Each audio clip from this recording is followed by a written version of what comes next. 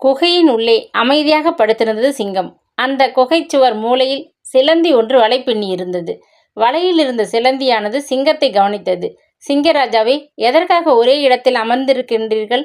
நீங்கள் இரை தேடச் செல்லவில்லையா என்று கேட்டது சிலந்தி.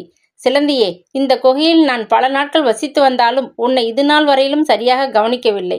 நேற்றுதான் உன்னை நான் வெகு நேரமாக கவனித்தேன்.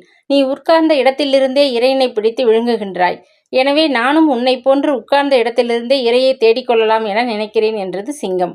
சிங்கம் இவ்வாறு கூறியதை கேட்டதும் சிலந்திக்கு சிரிப்பு வந்துவிட்டது. சிங்கராஜாவை, உங்கள் அறியாமையை நினைக்கின்ற போது எனக்கு சிரிப்புதான் வருகின்றது என்றது. சிலந்தியே, எதற்காக சிரிக்கின்றாய்? என்னிடம் நீ என்ன அறியாமை கண்டாய் என்று கேட்டது சிங்கம். சிங்கராஜாவே, நான் சொல்வதை பொறுமையாக கேளுங்கள். நான் வலை பின்னிக்கொண்டு ஒரே இடத்தில் இருக்கின்றேன். பசைத்தன்மையுள்ள என் வலையில் பூச்சிகள் பறந்து வருகின்ற போது ஒட்டிக்கொள்ளும். நானும் வசதியோடு அவைகளை சாப்பிடுகின்றேன். இதில் வலை பின்னுவது என்பது என்னுடைய உழைப்பினை குறிக்கின்றது.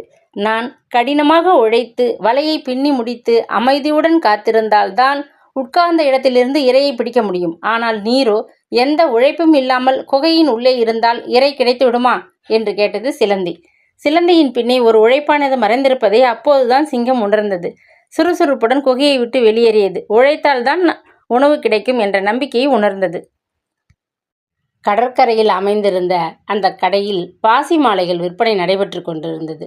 கடற்கரைக்கு காற்று வாங்க வந்த கண்ணன் அந்த பாசி கடையின் அருகே சென்றார். கடையில் தொங்கிக் கொண்டிருந்த பாசி மாலைகள் எல்லாம் அவர் மனதை மிகவும் கவர்ந்தன.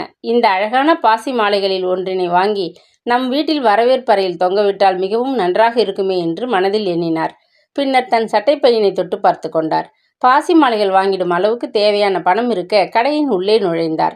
கடைக்காரர் கண்ணனை அன்போடு வரவேற்றார். ஐயா, உங்களுக்கு என்ன பாசி மாலைகள் வேண்டுமோ அவைகளை நீங்களே தேர்வு செய்து கொள்ளுங்கள் என்றார். கண்ணன் ஒவ்வொரு பாசி மாலையாக பார்த்து கொண்டே வந்தார். எல்லா பாசி மாலைகளுமே நன்றாக இருக்க அவருக்கு நாம் எந்த பாசி மாலையை வாங்குவது என்ற குழப்பம் ஏற்பட்டது.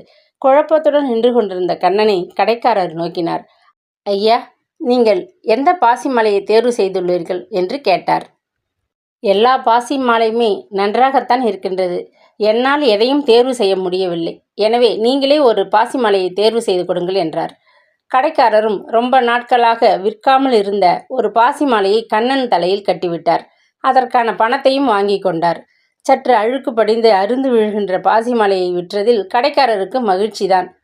சொந்த முடிவுக்கு வராமல் பிறர் முடிவை எதிர்பார்ப்பவர்கள் ஏமாற்றம் அடைவார்கள் என்பதை உணராத கண்ணனும் ஏதோ ஒரு பாசி மாலையை பெற்றுக்கொண்ட மகிழ்ச்சியுடன் சென்றார். எல்லா விஷயங்களையும் மற்றவரிடம் ஆலோசிக்கலாம். ஆனால் சொந்த முடிவு நாம் தான் எடுக்க வேண்டும்.